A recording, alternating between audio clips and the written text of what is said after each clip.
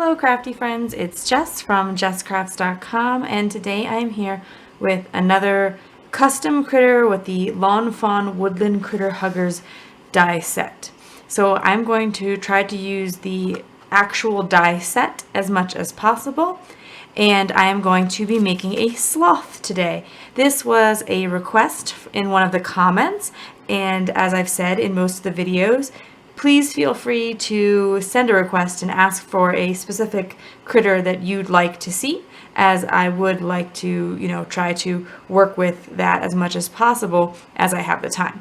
So this sloth does require quite a bit of modification. It's not as easy as just running all the dies through, but I felt like I was able to figure it out pretty well with the different, modifications with the die.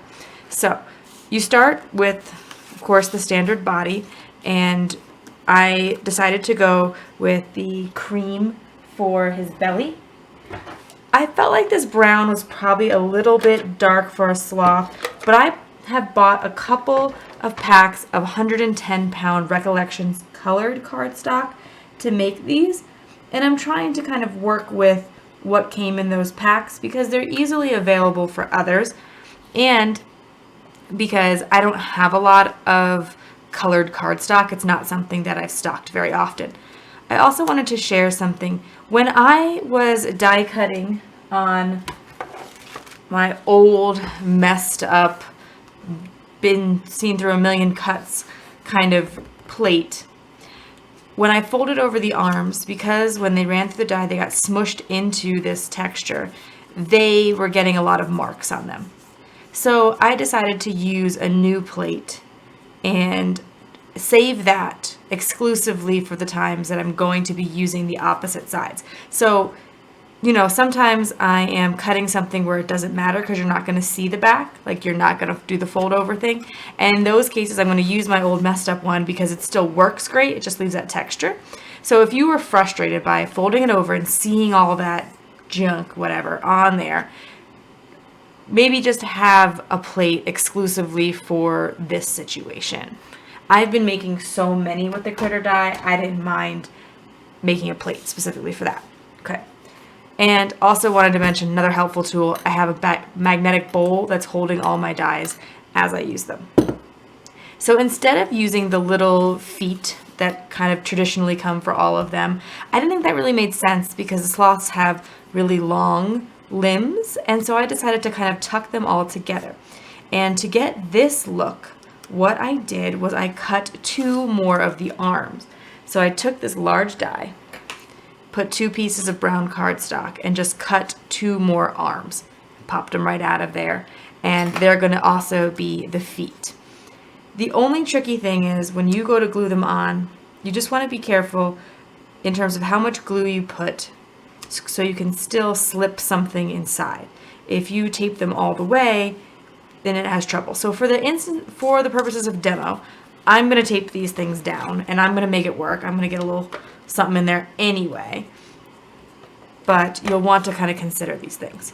So I've taped down his arms, and now with his feet, these are the arms as they look, and then I'm just going to flip them down to the bottom here. Hope that is clear enough to you guys. And I want to just put some adhesive along the bottom. You could be using temporary adhesive so that you can move it around and make it a little bit easier to open. Particularly here on the hands, I would have used temporary adhesive if I wasn't just trying to demo. Line that up with the corner and the bottom. And again, line it up with the corner and bottom. Just using adhesive along the bottom so I can still tuck a little something inside. Line it up with the bottom and the corner. Now we have some sloth feet. Sloths also do not have any ears like this. I mean, I think they probably have ears, but like owls, not all owls they don't all have the ear tufts. So I just kind of freestyled it a little bit in terms of the cutting. As you can see, it's really just cutting the ears off, but cutting down at a curve while you cut them off. You could take some circle die that you have, partially die cut it, trace it, etc., or, old-fashioned freehand.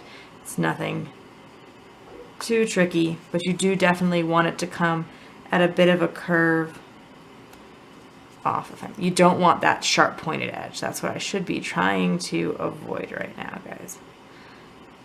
Because that does not look natural for a sloth. That isn't really natural for many animals. Animals don't have like sharp curves on their bodies very often. Of course, like spikes and stuff are different, but all right. So kind of just fuss with it till you like it. Then the hardest part was the face mask area, the sort of main face area. And I'm looking into how to use these face pieces to create other faces. And I've had good luck with layering them die cut. But with the sloth, this just wasn't going to work. It comes too far in if you look at a picture of a sloth. And I find when I'm making these, I look at cartoon pictures. I don't look at, I mean, you can look at the real animal too, but when you look at a cartoon, it really gives you a good perspective on like what are the main capturing features. And so if you look at pictures of a sloth, they do want the curve along the bottom, but they also need a bump along the top. So that's what I'm going to try to achieve here by tracing the die. I know this isn't ideal. Ideally, there would be a die piece you could just cut out. But like I said, this was a request from a viewer, and I really thought a sloth would be fun and adorable. My sister was super excited because she said she has a friend who really likes sloths. So I hope you will forgive that sort of fussiness. And so then I'm taking this second die and I'm lining it up with what I just traced. And I want to make sure that I'm leaving enough room to add a face in there.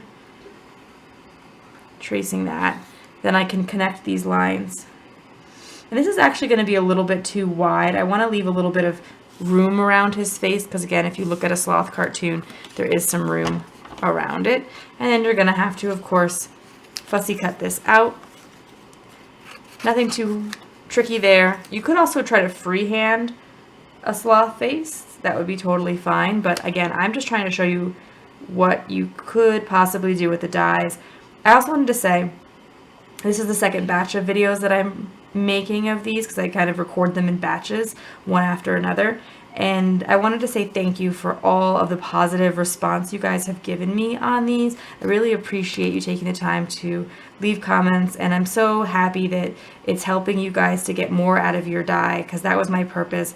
I have felt like this die was so much more worth it now that I've made all these extra critters. My students at school are excited. They want to make some too, so I'm going to be doing that. I was telling them how I wanted to, give them to the different teachers at work who help us because it doesn't take just one teacher to run a classroom.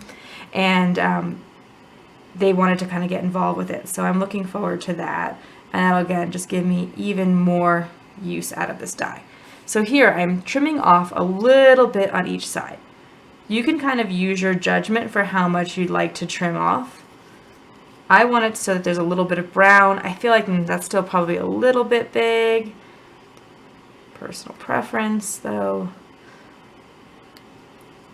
The biggest challenge I saw to the sloth, I knew I could trace and figure out a face shape, was how I was going to get those eyes, that little like stripe eye that they have. And I came up with a solution, and I thought the solution would work well for a panda too. I saw there was a panda on YouTube, but the eyes didn't seem ideal to me. I think it's really, really cute, and I appreciate everyone sharing the ideas. But this might work well for that too. These are tails. It's this fluffy tail die. And I'm going to use that and just do a slight modification to it to create the little eye patches. Because I kind of held up the die and I said, that looks about what I want, except it's pointy. And if you look at a sloth, it's not pointy. Well, easy peasy, I'll just round it off with my scissors. So that's what I'm going to do here. Just very simply go around. If you don't feel comfortable freehanding it, you could, again, just trace something. All a matter of personal preference. And then I'll be able to glue down. Oh, Gotta kind of make sure they're even on each side. Yeah, glue down the 2 little eye patches, leaving a little bit of room in the center, and then trim off the excess. Again, you could just freehand draw something like that and cut it out, but I thought that was pretty close to the die. You didn't have to do too much modification there, and it will, I don't know. Everyone is also, I appreciate people leaving suggestions about like, what else I could add, like, adding texture or stuff like that with other dies and embossing folders, etc., etc.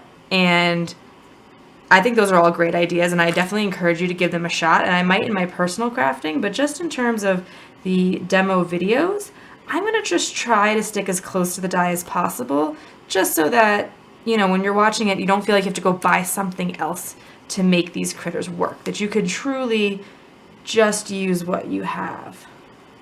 Sorry if when I'm fussy cutting it's getting out of frame a little bit, but I know that you know what I'm doing there. It's not too complicated. All right. Then I just need to add in the face. Cutting out 2 standard eyes using Elizabeth Craft's tape on the back. And it's going to be a little bit fussy as I'm going to need to peel off that tape. But I don't really like the look of liquid glue as much. When it kind of comes out the edges, it does dry clear, but it leaves a very slight mark.